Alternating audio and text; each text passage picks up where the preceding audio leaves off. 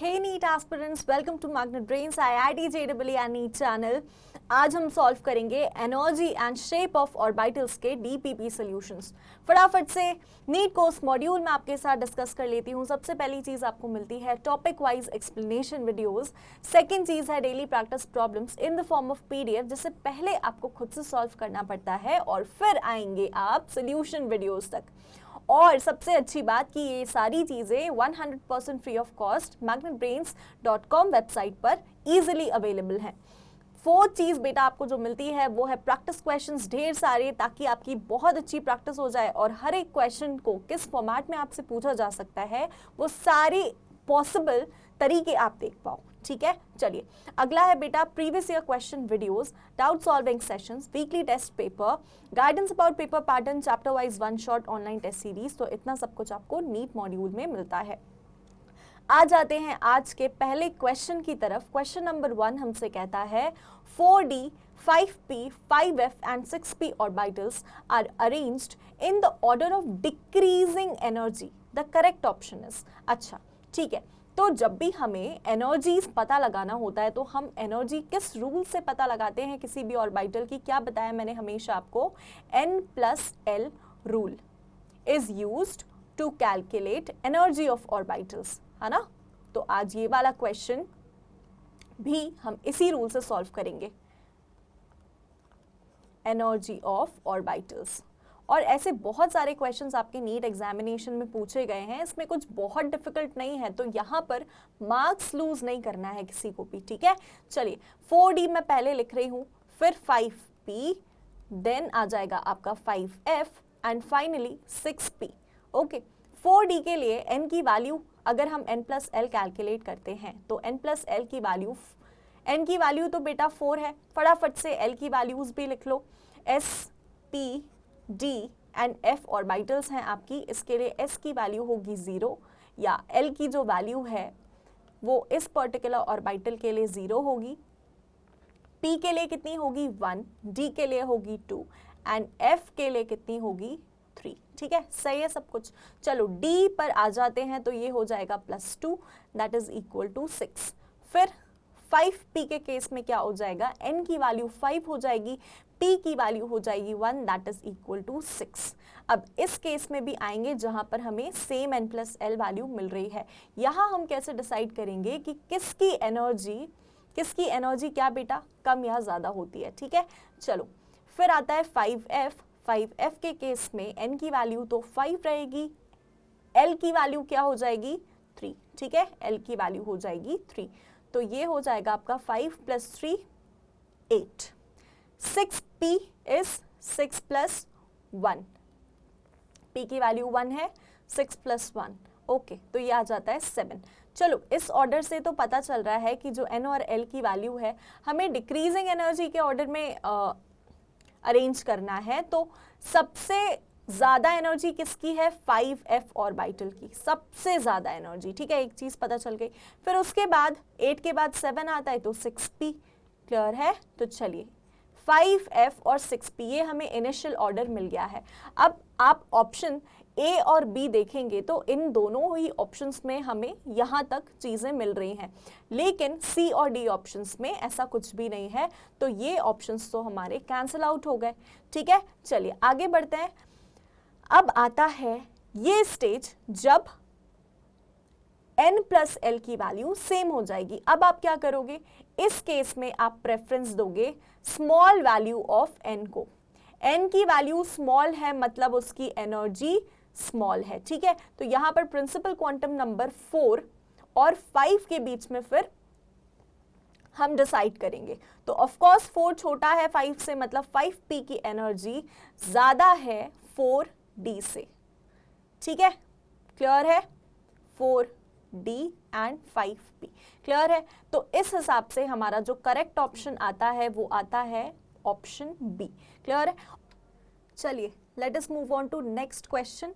Question number 2 आपका कहता है orbital having 3 angular nodes and 3 total nodes is. अब एंगुलर नोड्स हम कैसे कैलकुलेट करते हैं? एंगुलर नोड्स इक्वल टू होता है L, आपका एंगुलर मोमेंटम क्वांटम नंबर या एजिमुथल क्वांटम नंबर के बराबर। और टोटल नोड्स का फॉर्मूला आपका होता है n-1। क्लियर है? साथ ही साथ एक और चीज देख लो, रेडियल नोड्स जिन्हें हम स्फेरिकल नोड्स भी बोलते हैं, अगर रेडियल नोड्स कैलकुलेट करना है तो उसका फॉर्मूला होता है n-l-1। ठीक है, अब इस हिसाब से देख लो आप, टोटल नोड्स क्या होता है, radial nodes plus angular nodes, उससे आपको ये फॉर्मूला मिल जाएगा। ठीक है, चलो हमसे यहाँ पूछा है orbital having 3 angular nodes is, तो 3 एंगुलर नोड्स अगर चाहिए, एंगुलर नोड्स अगर 3 चाहिए मतलब L की वैल्यू इक्वल टू 3 होनी चाहिए। L की वैल्यू 3 किस ऑर्बिटल के लिए होती है, S, P, D and F।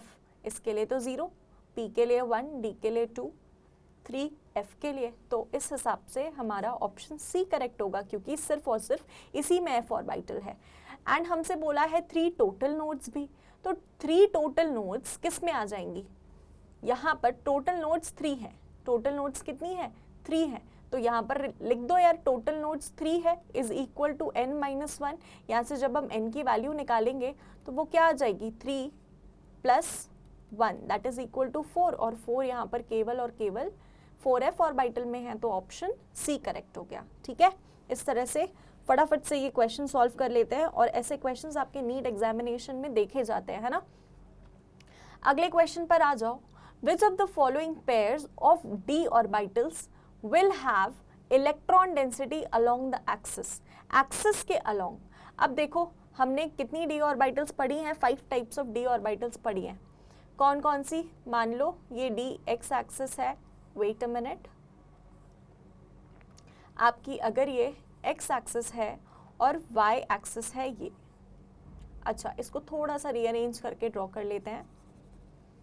ठीक है, अगर आपकी ये x एक्सिस है और ये y एक्सिस है, तो ये वाली जो आपकी ऑर्बिटल है ये कौन सी होगी, dxy। ठीक है, सिमिलरली dyz अगर हमें बनानी है, तो अगर ये आपकी y एक्सिस है, अगर ये z एक्सिस है, तो dyz भी बिल्कुल ऐसे ही बनने वाली है, dyz।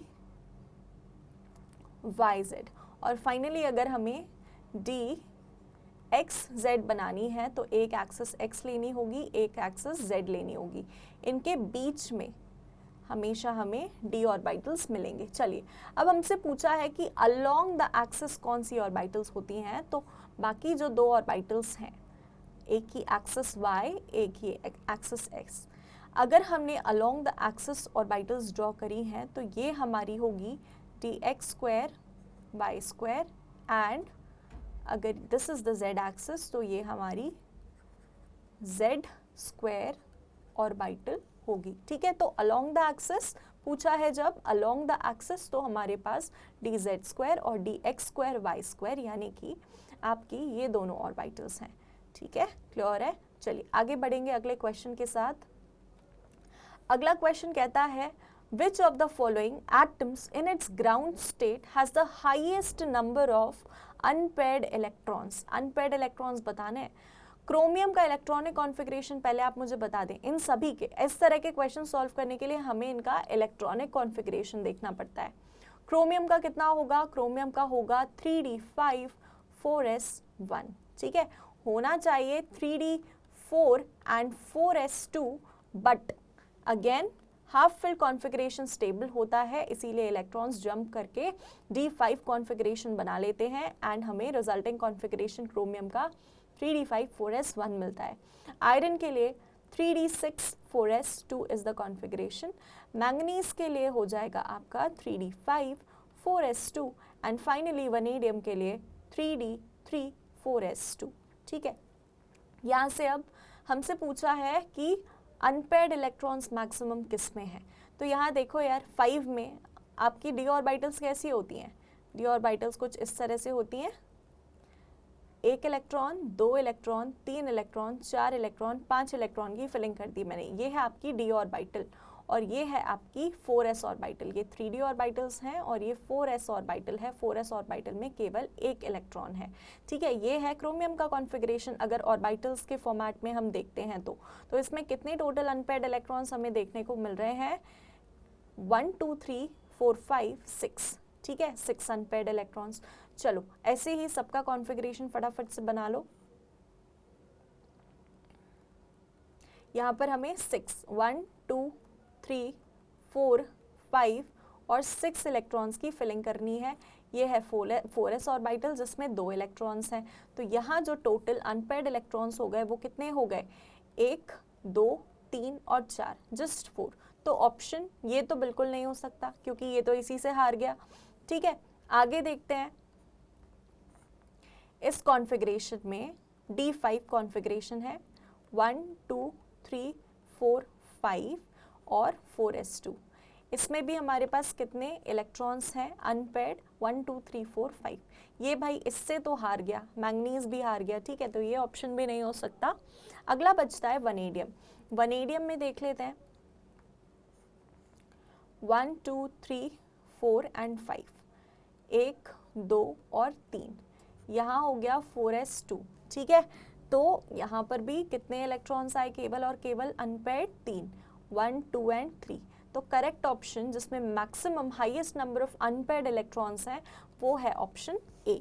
Everyone okay? चलो अगला क्वेश्चन देखते हैं। क्वेश्चन नंबर 5 पूछा है, which is the correct order of increasing energy of the listed orbitals in the atom of titanium.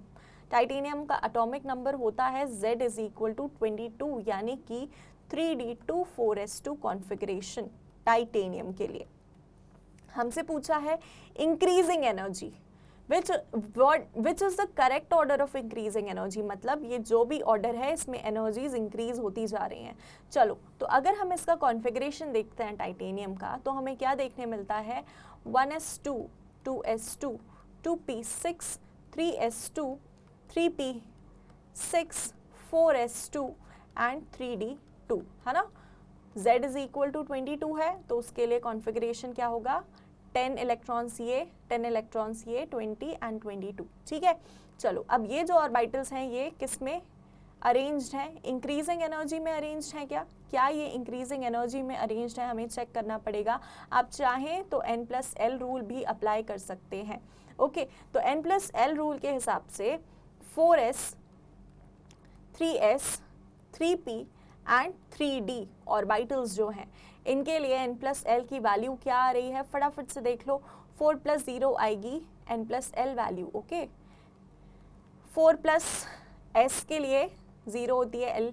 ठीक है, तो ये हो जाएगी 4, ये हो जाएगा 3, ये हो जाएगा 4 एंड ये हो जाएगा 3 + 2 6। ठीक है, 3d के लिए l की वैल्यू 2 होती है, 3 + 2 वेट अ मिनट 5 नॉट 6 5। ठीक है, तो ये तो है 3d तो हाईएस्ट आ गया, है ना। तो इंक्रीजिंग मतलब इन तीनों में से ही कोई है, ये नहीं हो सकता क्योंकि इंक्रीजिंग ऑर्डर हमसे पूछा है। चलिए इसके बाद आपका आ जाएगा 3p और 4s में से कोई एक, 3p और 4s में से आपकी कोई एक ऑर्बिटल आएगी जिसका भी n छोटा है। ठीक है, यहाँ पर 3d की वैल्यू मैक्सिमम आई है। ओके, 3d की वैल्यू हमारे पास मैक्सिमम आई है इंक्रीजिंग ऑर्डर में। चलो ये तो हो गया। अब हमारे पास क्या बचा है, ये दोनों, क्योंकि 3s तो सबसे छोटा है, 3s की एनर्जी वैल्यू सबसे छोटी होगी। ठीक है, इस हिसाब से क्या हम जब हमें दो एक्सट्रीम्स पता चल गए हैं, सबसे बड़े और सबसे छोटे, तो इस हिसाब से हम फिर अपने दो ऑप्शंस ओमिट आउट कर सकते हैं। ये ओमिट आउट हो जाएगा, हमारा हो जाएगा ना। ठीक है, तो A और B तो कैंसिल हो गए। अब इन दोनों में लड़ाई चल रही है, तो करेक्ट ऑप्शन क्या होगा, 4s। ठीक है, 4s और 3p, इन दोनों में बड़ी कौन सी होगी यार। देखो इसकी वैल्यू 3p की वैल्यू कितनी आ रही है, 4 आ रही है, और 4s की भी 4 आ रही है। जिसका क्वांटम नंबर छोटा उसकी एनर्जी वैल्यू छोटी, मतलब 4s की ज़्यादा है एंड 3p की कम है। ठीक है, तो 3s 3p 4s 3d will be the order. और यहाँ भी आप देख सकते हो इसी ऑर्डर में फिलिंग है, 3s 3p 4s 3d। ठीक है, तो इस हिसाब से 3s 3p 4s 3d हमें ऑप्शन सी में मिलता है करेक्ट। चलिए question number 6, for d electron orbital angular momentum is. देखो ऑर्बिटल एंगुलर मोमेंटम की का जो कैलकुलेशन क्राइटेरिया होता है वो कुछ इस तरह से होता है कि इसका फॉर्मूला होता है एक, रिप्रेजेंट हम किससे करते हैं, ऑर्बिटल एंगुलर मोमेंटम निकाल रहे हैं ना, तो इसका फॉर्मूला होगा आपका √L जहाँ पर L आपका एजिमुथल क्वांटम नंबर है upon L plus root of L plus 1 upon या h अपॉन 2 पाई, ठीक है ना। चलो यहाँ से देखो L की वैल्यू क्या आएगी, D इलेक्ट्रॉन है, मतलब D के लिए L की वैल्यू कितनी होती है, 2 होती है। तो फटाफट से रख दो 2 प्लस 1 h अपॉन 2 पाई। h अपॉन 2 पाई रूट में नहीं है, ठीक है, ध्यान देंगे। ये हमें मिलता है रूट 6 h अपॉन 2 पाई। तो करेक्ट ऑप्शन है ऑप्शन ए। Everyone okay. चलिए अगला देखते हैं क्वेश्चन नंबर 7, जिसमें हमसे पूछा है which of the following sets of quantum numbers represents the highest energy of an atom, highest energy of an atom. तो सबसे पहले तो हम n और l की वैल्यूज एनालाइज करेंगे, क्योंकि n और l की वैल्यूज ही हमें क्या बता देंगी, एनर्जी, ठीक है। तो एक ही क्वेश्चन अलग अलग फॉर्मेट में आपसे कैसे पूछा जा सकता है, ये आपकी बहुत अच्छी प्रैक्टिस हो जाती है डीपीपीस के थ्रू। इसीलिए हमेशा रिकमेंड करते हैं कि डीपीपीस तो सॉल्व करना ही करना है। ओके चलिए, इसके लिए n प्लस l की वैल्यू क्या हो जाएगी, 3 plus 0 is equal to 3, 3 plus 1 is equal to 4, 3 plus 2 is equal to 3, 4, 5, okay, and 4 plus 0 is equal to 4। तो यार सामने सामने दिख रहा है हाईएस्ट एनर्जी ये है। और इन अगर आपको क्रॉस चेक भी करना है तो यहाँ पर ऑर्बिटल्स कौन सी हैं, ये है 3s, ये है 4p, wait a minute, not 4p, wait, थोड़ा सा करेक्शन है। हाँ, यहाँ पर आपकी ऑर्बिटल है 3s, यहाँ पर है 3p, क्योंकि n की वैल्यू 3 है, l की वैल्यू 1 है। n की वैल्यू जब 3 होगी, l की वैल्यू 2 होगी, तो आपकी ऑर्बिटल होगी 3d, एंड यहाँ आपको मिलेगा 4s, जिसमें 3d की एनर्जी सबसे ज़्यादा होती है। लास्ट क्वेश्चन में ही हमने देख लिया था, ठीक है, last to last question, not last. आगे बढ़ेंगे अगले क्वेश्चन की तरफ, क्वेश्चन नंबर 8। क्वेश्चन नंबर 8 हमसे कहता है कि statement that is not correct is बताना है, जो नॉट करेक्ट है। Okay, angular quantum number, angular मतलब वही आपका azimuthal quantum number L signifies the shape of orbital. बिल्कुल, इससे हमें पता चल जाता है S है या P है या D है या F है, और हेंस हम शेप भी बता सकते हैं। तो ये स्टेटमेंट तो बिल्कुल करेक्ट है। हमसे पूछी है नॉट करेक्ट कौन सी है। Energies of stationary states and hydrogen-like atoms is inversely proportional to the square. बिल्कुल, square of its principal quantum number क्या पढ़ा था, energy values hydrogen like species के लिए z square upon n square पर depend करती हैं। Energy is indirectly proportional to principal quantum number, ये स्टेटमेंट भी सही है। चलिए, total number of nodes for 3s orbital is 3। Total number of nodes हम कैसे फाइंड करते हैं, n-1 से, है ना। तो यहाँ पर n की वैल्यू है 3, 3s ऑर्बिटल के लिए n की वैल्यू क्या हो जाएगी, 3 - 1 दैट इज इक्वल टू 2। तो टोटल नंबर ऑफ नोड्स 3 की जगह होना चाहिए था 2, हेंस हमारी ये स्टेटमेंट जो है गलत है। तो करेक्ट ऑप्शन स्टेटमेंट सी, ठीक है। चलिए आगे बढ़ेंगे क्वेश्चन नंबर 9 की तरफ। बोला है which of the following is not a correct statement regarding energies of orbitals। Orbital की एनर्जीज से रिलेटेड कौन सी स्टेटमेंट करेक्ट नहीं है। तो चलो देखते हैं। Lower the value of n+1 for an orbital lower is it's energy, बिल्कुल सही बात है, देखते हुए आ रहे हैं, तो ये स्टेटमेंट तो सही है। पूछा है not correct. Electrons in the same सब शेल हैव इक्वल एनर्जी, ये भी बिल्कुल सही बात है। जिस सब शेल में s सब शेल में जो भी 2 इलेक्ट्रॉन्स हैं, इनकी एनर्जी वैल्यू सेम होंगी। सिमिलरली p ऑर्बिटल्स, ठीक है ना, जो भी सब शेल है या जो भी ऑर्बिटल है उनमें एनर्जी वैल्यूज सेम होती हैं। आगे बोला है energy of s orbital is lower than p and p की फर्दर लोअर है d से, बिल्कुल सही बात है, ये तो हमने पढ़ा है energy order. If two orbitals have same value for n plus l, orbital with higher value of n will have lower energy. This is the wrong statement. तो correct option D होगा, क्योंकि orbital with lower value of n will have lower energy होना चाहिए correct option, ठीक है, clear है। चलो अगले क्वेश्चन की तरफ। क्वेश्चन नंबर 10 हमसे कहता है few electrons have following quantum numbers, arrange them in increasing order of energy from lowest to highest। अब lowest to highest हमें n plus l वैल्यू से पता चल जाएगा। फर्स्ट वाले के लिए हमारी n plus l वैल्यू क्या आ रही है, 5, यहाँ पर आ रही है 4, यहाँ पर आ रही है 3 + 2 5, एंड यहाँ आ रही है 3 + 1 4। अरे यार फंस गए यार, बट क्या फंसे, हमें तो पता है ना 4 जो है इंक्रीजिंग एनर्जी, मतलब इन दोनों में से कोई यहाँ पर आ जाएगा। अब यहाँ चेक करो, जिसका क्वांटम नंबर n या प्रिंसिपल क्वांटम नंबर कम है वही हमारी कौन सी ऑर्बिटल होगी, लोअर एनर्जी ऑर्बिटल होगी। तो 3p की एनर्जी सबसे कम है, यानी कि ऑप्शन नंबर 4th। ठीक है, फिर आता है आपका 4s। ओके, तो आ जाएगा 4th ऑप्शन के बाद 2nd।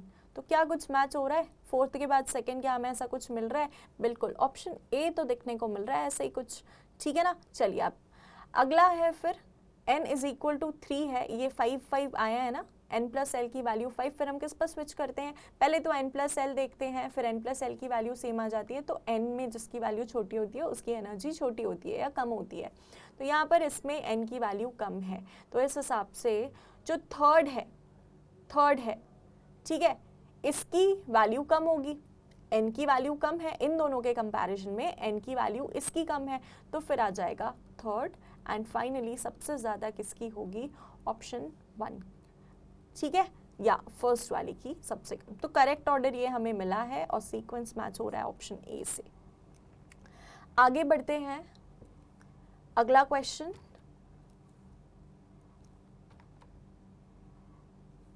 Wait a minute everyone. Okay, अगला क्वेश्चन 10 हमने देख लिया है। क्वेश्चन 11 अब देखेंगे। Which of the following is not correctly matched? ठीक है, नॉट करेक्टली मैच्ड बताना है।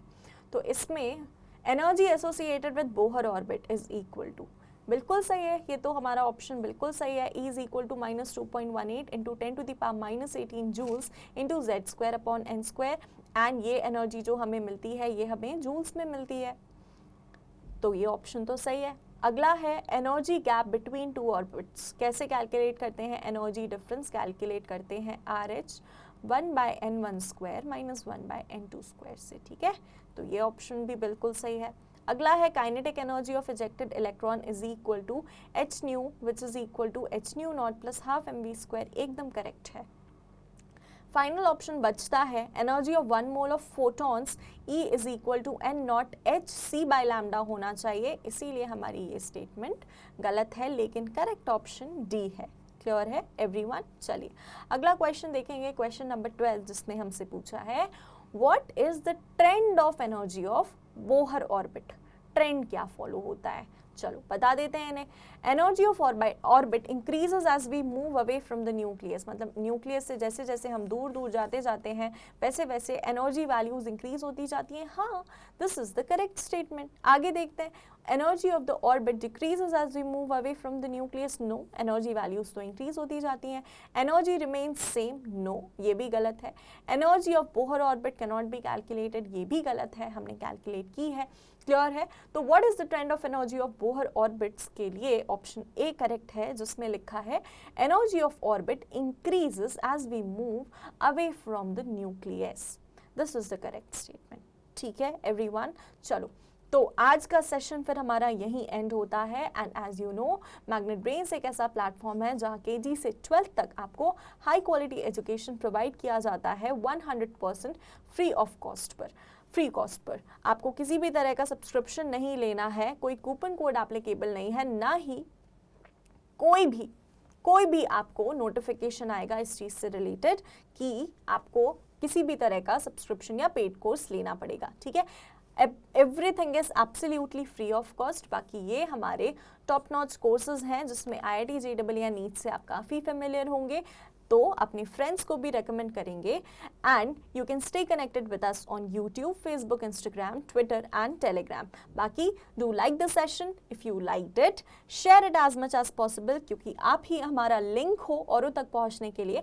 And do subscribe to the channel. मिलते हैं अगले सेशन में। Thank you so much guys.